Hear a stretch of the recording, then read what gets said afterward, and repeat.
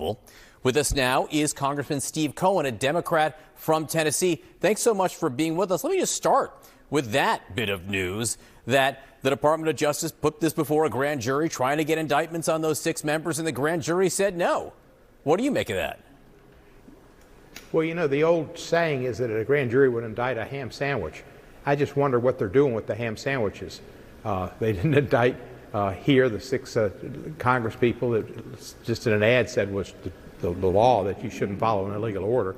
They tried to indict Patricia James, the Attorney General of New York State, and they refused to do it. And I think they had James Comey, and they couldn't get an indictment there. They've had more ham sandwiches. They must have an inventory in their kitchen of ham sandwiches. So you probably have mayonnaise on them. I do prefer mayonnaise than mustard on my ham sandwiches, but that isn't for now. Congressman, the Attorney General appears before your committee. You're going to have a chance to ask her questions. Thomas Massie, who's also on the committee, a Republican, says he very well may move to hold her in contempt for the way that she's handled the Epstein files. How do you feel about that? Well, the entire 6 million files were supposed to be released. They released 3 million. They didn't release the other 3 million.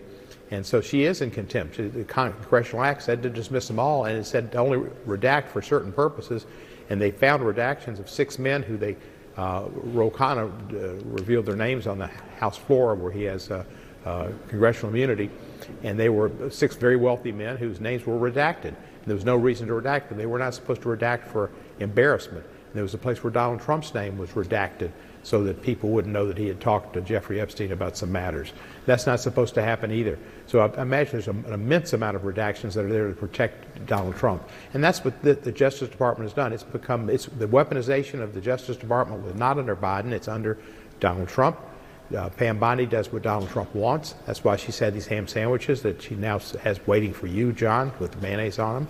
And she's been an embarrassment, really, because she does whatever Trump says and whatever Trump wants. She didn't investigate the killings in Minneapolis, where Miss Good and Mr. Prete were killed by ICE agents and just killed. And he didn't go anywhere to report his weapon. But she has asked people to investigate Miss Good's wife and whether or not she hurt the officer when she drove forward and turning to the right. Mr. Prete, what about his gun? These aren't, they're simply become the arm of the White House and Trump, and by following Trump, they've been embarrassed and look like the cats and jammer kids. How do you plan to use your 5 minutes of questioning for the Attorney General today, knowing full well that when she has testified before, she gets quite contentious? She gives it back to you all. Well, she did in the Senate. She brought up a lot of things I thought was inappropriate and shot back at senators for maybe faux pas in their past or questions about it, and became, rather than answering questions, she attacked.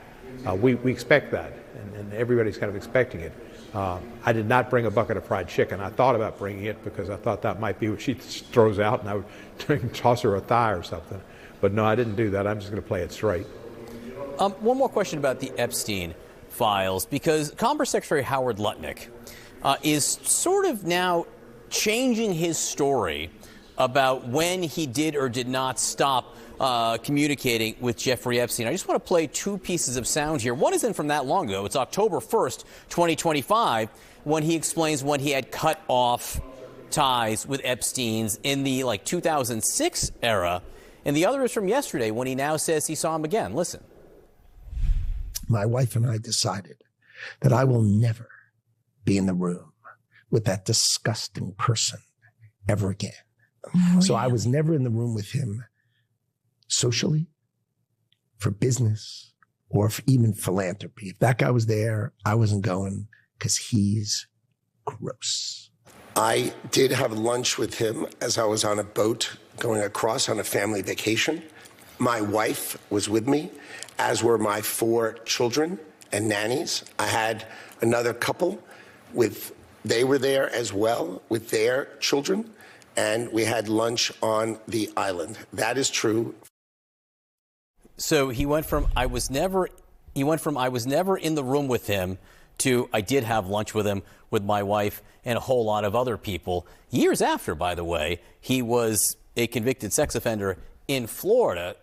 So what questions do you have for Howard Lutnick, and do you have confidence in his ability to continue as Commerce Secretary? Well, you know, it seems that he thought he was gross, but then they thought he was in retrospect, everybody's saying, oh, I wish I never had any contact with him. He was gross, he was disgusting, et cetera, et cetera, et cetera. They all knew, as Trump said, everybody knew what Jeffrey Epstein was up to. It wasn't necessarily a secret. And that's why he had friends, and that's why people went there.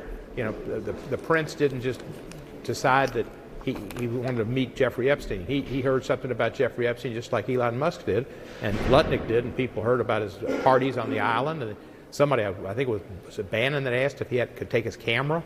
There was some crazy stuff, and they knew it, and they knew what they were doing. They're trying to bail out now. They've got a dead man who they want to avoid. But during life, they were all his minions. All right, Congressman Steve Cohen, thanks for being with us this morning. Appreciate it. Kate? All right, breaking news.